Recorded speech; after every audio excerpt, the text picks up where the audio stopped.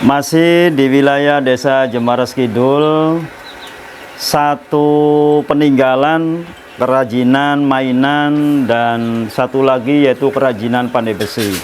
Di Jemaras masih alhamdulillah masih lestari kerajinan pandai besi dan kerajinan perahu otok-otok. Kita akan melihat proses pembuatan perahu otok-otok. Ini adalah bahan cetakan terbuat dari seng yang sudah dicetak dan sudah dilengkungkan sesuai dengan bentuk. Ini terbuat dari seng. Kita nanti proses pematrian. Kalau ini adalah pipa, nanti untuk sebagai mesin penggerak, nanti ada bak kecil sebagai penggerak. Kalau secara teknologi ini menggunakan teknologi tenaga uap, jadi dipanaskan, dapur pemacunya nanti terjadi energi gerak. Nah, ini namanya perahu otok-otok. Ini masih lestari dari masa ke masa. Anak putu, anak cucu masih tetap melestarikan. Walaupun secara perekonomian kita sering jatuh bangun, tapi ini adalah peninggalan yang tetap dilestarikan. Ini bahkan bukan saja di wilayah 3 Cirebon, sudah sampai bahkan ke luar negeri. Karena banyak penjualan di tempat-tempat wisata yang terbesar, bahkan penjualannya sampai ke Pulau Bali. Ini merupakan daya tarik bagi turis dari luar negeri yang kadang-kadang penasaran, pengen tahu juga tentang pembuatan perahu otok-otok. Bahkan sampai hadir di Desa Jemaras Kidul, bahkan sampai terjadi transaksi pemesanan yang begitu besar. Nah, cuma kami terkendala kalau kami secara manual hanya pakai bungkus kertas saja. Cuma kalau pas memang ada pesanan dari turis luar negeri harus memakai box yang ya standar toko lah. Nah, ini memang secara manajemen kita masih sederhana. Dari pembelian bahan baku, pengerjaannya, sampai produksi, setelah produksi baru kita dijual. Ini biasanya ke grosir-grosir, baik yang ada di Jawa Tengah maupun ada Jawa Timur, bahkan seluruh. Kadang ada sampai ke Sumatera. Pokoknya seluruh Indonesia alhamdulillah sudah kenal dan sudah menikmati mainan anak-anak dari saya kecil turun-temurun. Ini sebagai mainan yang ya terpopuler dari produk Desa Jemaras Kidul dan masih lestari. Kita lihat pembuatan pipa dan peralatan yang lainnya. Proses pembuatan pematrian. Iya.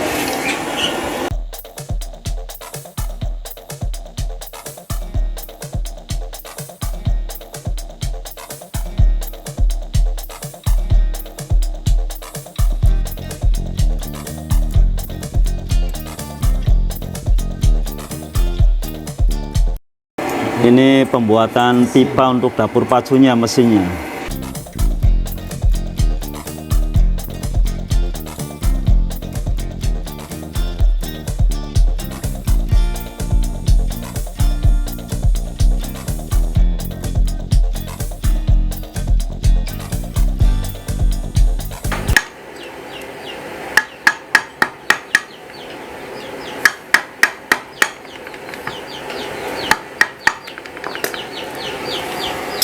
Nah, ini kan ada suara nih.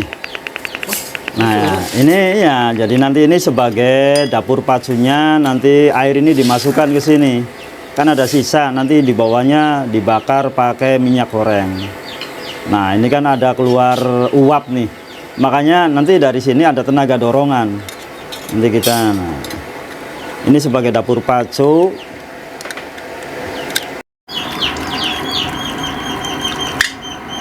Oh, diisi air dulu itu ya? Iya, diisi dulu biar masuk ke ruang dapur ini.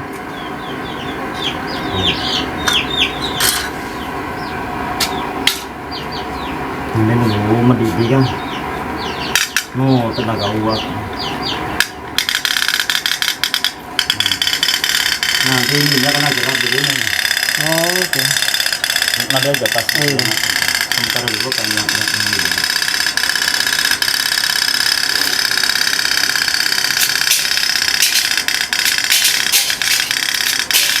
Itu awetnya bisa berapa jam? Sampai 1 minggu. Oh, 1 minggu. 1 minggu. Oh. Terus nanti kalau udah habis tuh, Tambah minyak aja. oh minyak lagi. Cuma tadi tergantung apa patriannya. Kalau ada yang bocor biasanya kan langsung masuk. Oh. Kalau patriannya full rapet di ini. Cuman itu nggak muter ya? Enggak ininya sih nih, enggak gerak. Baskomnya kan berhentikan.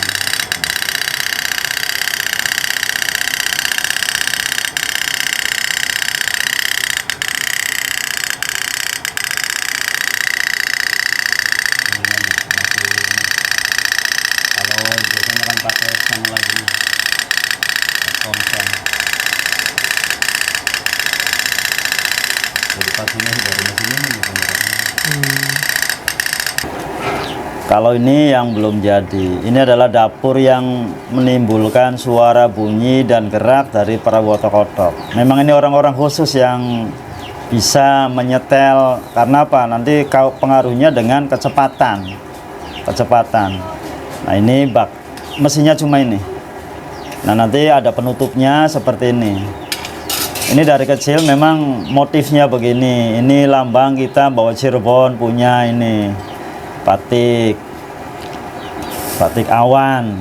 Terus ini variasi yang membuat nih, memang dari kecil saya juga masih ingat, pasti selalu ini bendera kebangsaan kita. Jadi dari kecil yang mainan perwotok-wotok pasti kenal bendera merah putih.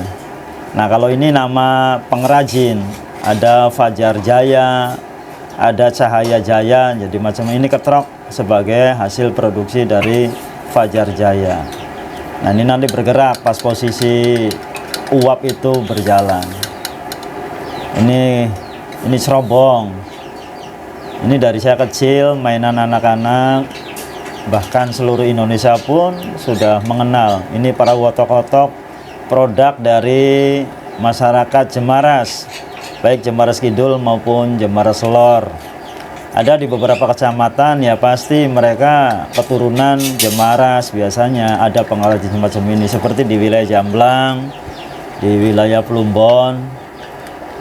Nah, cuma ya tadi terkendala tentang permodalan, jadi mereka yang giat mencari order, banyak pesanan, ya mereka tetap bisa berjalan. Nah jadi terkendalanya pemasaran. Sementara masalah bahan baku dari tahun ke tahun selalu naik karena terbuat dari bahan baku seng. Ini kan lembaran nih, sama biasanya patri, air keras, dan cat. Tapi tetap ini masih tetap dilestarikan sebagai UMKM masyarakat Jemaras dari turun temurun. Berharap ini tetap lestari dan pemerintah mampu memberikan permodalan sehingga tetap pengrajin ini tetap berjalan. Memang secara manajemen ya masih sederhana. Ada yang pesan jumlah banyak, kita belanja, produksi, dan kita setorkan kepada pemesan. Tapi sekarang alhamdulillah sudah ada pengepul. Jadi kalau mereka toko pesan 100 kodi, ya kita berlomba bekerja memproduksi. Kalau pesanan dari grosirnya sepi ya berdampak juga, tapi masih tetap dipertahankan. Misalkan kalau tidak ada kerjaan ya libur. Sama dengan posisi dengan Pandai Besi, mereka juga kalau bahan baku banyak, mencari plat bekas ada, cuma terkendalanya tadi permodalan. Di saat ada kebutuhan anak untuk kuliah segala macam, modalnya tersedot, ya akhirnya kegiatan produksi Pandai Besinya tidak jalan. Memang sudah ada, mereka juga dibantu oleh beberapa bank dari pemerintah ya untuk kegiatan produksi daripada baik Pandai Besi maupun perahu otok-otok yang ada di Jemaras.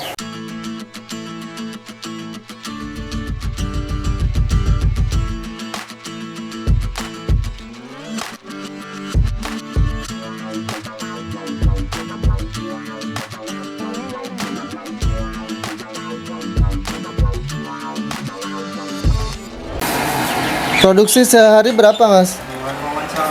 Ah, Sehari 10 kodi. berapa? 10 kodi. 10 kode. Satu orang. Satu orang.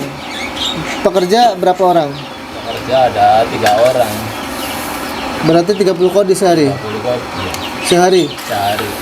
Nah, pemasaran kemana aja, Mas? Pemasaran ini buat ke Medan, Oh, keluar kota? keluar kota, luar Jawa.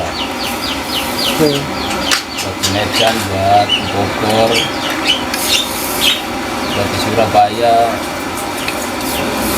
Mulai tahun berapa, Mas, usaha ini?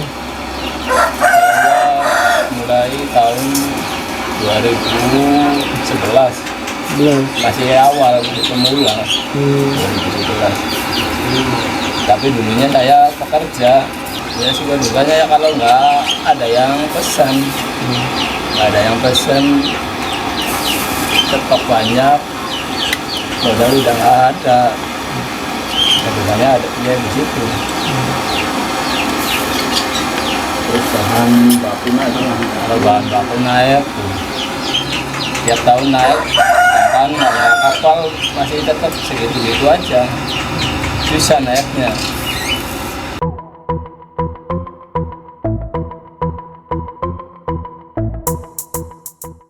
Iya, meneruskan kerajinan dari turun-temurun.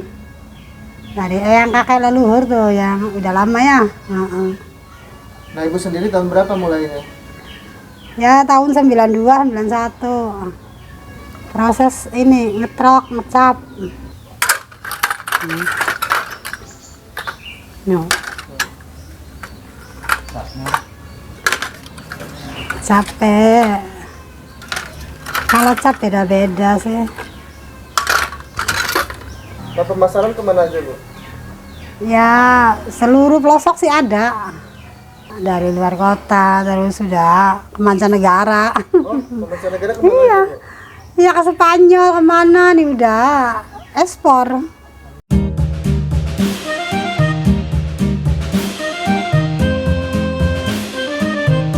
Karyawan ada 4. Nah, ada 4. Nah, kalau seminggu ya bisa sampai 100 kodi. Paling banyak. Bahan-bahannya dari seng, terus patri, cat, bensin. Ya udah itu aja banyak. Nah, yang ini baru sekali nih apa? Laburan pertama tuh. Begini laburannya. Terus kita ini dikasih variasi ini begini. Iya loh. Terus diketrok. Diketrok nih. Seperti ini aja. Tuh ya. Iya, batik terus nih. Terus dikasih produksinya apa, pabriknya gitu biar tahu orang yang mau belanja ke sini tuh mau minta mereknya apa. Iya, terus kalau udah begini ya udah jadi, tinggal dicat lagi belakangnya. Tuh udah nutup. Dijemur setengah jam, terus terakhirnya dibungkus. Berarti seminggu pun jualnya paling 30 kodi, antara 25 kodi. Ya suka bakal lagi menjelang lebaran tuh rame.